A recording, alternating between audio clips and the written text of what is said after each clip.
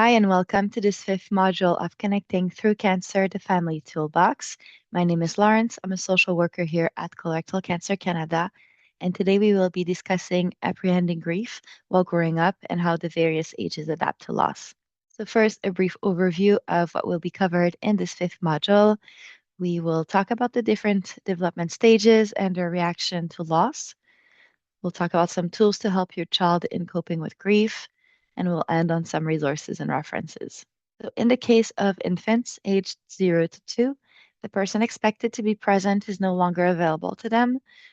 Infants and toddlers are able to experience a sense of absence when an attachment figure dies or is no longer present in their lives. They're unable to fully comprehend death. They have a limited capacity to understand the permanence of it. Um, but they could develop separation anxiety, sleep disturbances, changes in patterns with eating, changes in bowel and bladder movements, difficulty being comforted, regression to earlier stages of functioning, behavioral changes with their mood, with their capacity to remain calm, them being agitated. You could notice that they may cry a lot, and infants and toddlers tend to have fewer long-term effects from the loss of a loved one.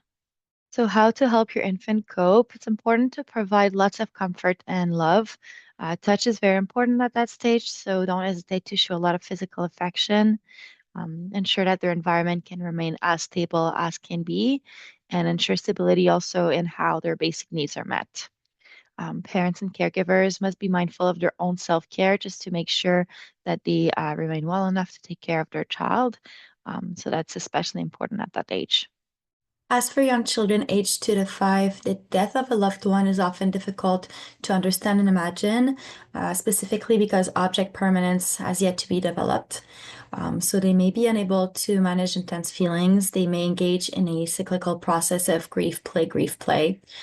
You may notice them being more active, more quiet, having more tantrums, and they may return to earlier behaviors like bedwetting or thumb sucking. It's possible that they ask many, many questions, repeating the same ones over and over again.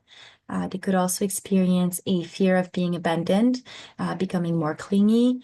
They could have nightmares, problem with eating, and other problems with sleeping. And they may become fearful that the surviving loved ones will also pass away. So how can you help your young children cope? So we encourage you to use simple, easy to understand words when discussing the death of that important person. You can ask frequently if they have any questions. Let them know that you're here to listen to them, to support them. We suggest that you watch out for signs of distress, including unusual sleeping habits, eating, mood, behavioral changes, and concerns. We encourage you to provide affection, to hold hands with them, hug them, show physical affection often, and encourage your children to play with toys, with dolls, participate in drawing, painting exercises, sports, so any creative outlet or physical activities that they may enjoy. Um, it may be comforting for them to have things that belong to the person that they lost. Another suggestion would be to create a memory box to remember that important person by, to find together meaningful ways to honor the person's life, to create rituals with your children as a family, to keep your routine as regular as possible and as stable as possible. And you may have to repeat to your child that the loved one will not be coming back, unfortunately. For children aged 5 to 8, they tend to see death as something more tangible or physical. So, for instance, a spirit, an angel, or a ghost. They may express anger at life, at God, or at the surviving parent. They could develop aggressive behavior. They do not have the capacity to self-regulate and properly manage their emotion. They are likely to develop separation anxiety. At this age, they are really observant, so they um, copy how the adults around them are grieving and coping. They're likely to reproduce those patterns. And they're also developing a better understanding of death, but there are still some residual misconception around it. So, for instance, they may think that death might be contagious. It's possible that they ask many clarifying questions about death and about dying. They may have difficulty around sleeping, difficulty regarding their eating habits, and they may think that the person who died will come back. You may notice that they become more anxious, more forgetful, fearful about death or about being abandoned, and they may have trouble concentrating at school. And so, to help that age group into grieving and coping, you can let them know that it's okay to cry, to feel sad, to be angry or confused. They can feel any way they want to or feel to. It's normal and natural to experience those emotions, and it's normal for it to not be a linear process. You can encourage them to do art, to write, to journal, listen to music. You can share your favorite memories together of the person who passed. You can encourage your children to continue their normal play, their activities, their sports outside of school and at school. You can reassure them that they did not cause a person to die.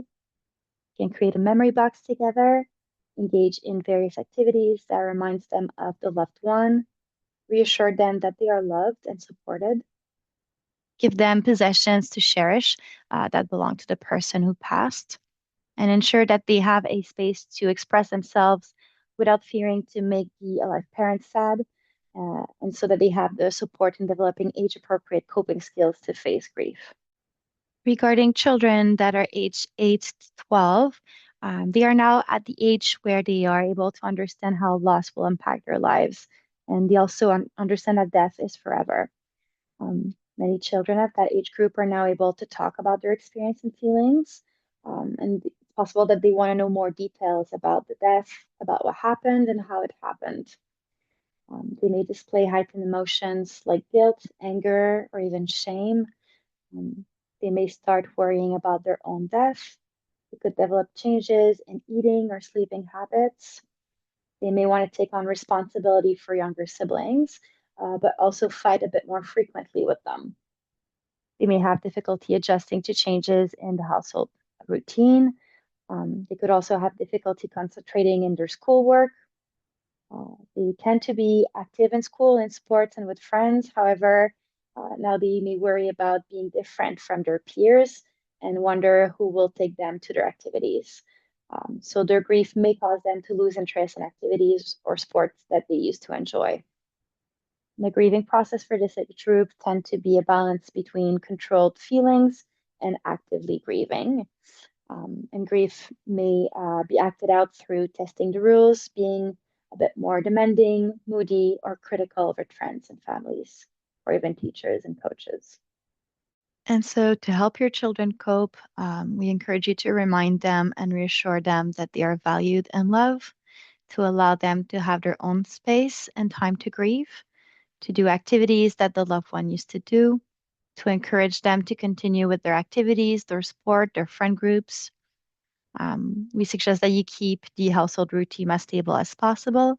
We assure them that you are here to answer any question and to support them, to watch for their grades, their behavioral changes at school and at home as well, and encourage them to seek outside support such as professionals, friends, family, things like that. And to remind them that the duty of caring for younger sibling are still the adult's responsibility. In regards to teenagers, so age 12 to 17, they understand their feeling, thoughts, and emotion much better than younger peers. Teenagers have a more grown-up understanding of the finality of death and what it means. Some could want to spend time alone and try to be more independent. They could turn to friends for advice and support while withdrawing from family. And they may experiment with alcohol or drugs. It's possible that they experience extreme emotions such as hostility, guilt, regret, anger, or feeling moody. Um, they might also feel responsible for the death, and they may question their spiritual and religious beliefs. We could notice eating issues. They could also begin to worry about their future, and they may wish to create rituals to honor their loved ones. To support your teenager, we encourage you to honor their needs, to respect their privacy, encourage coping in their own way, and respect their pace and how they wish to open up about their feelings and when. You may encourage them to talk to their friends, to their teacher, coaches, or to a professional about what they're going through. We encourage you to reassure them that you are here to answer any questions they may have, that you're available to support them when they feel ready to talk. Um, as for peers who might be younger, maintaining normal routine at home is going to be beneficial. Let them know that there is no right way or time frame to grieve.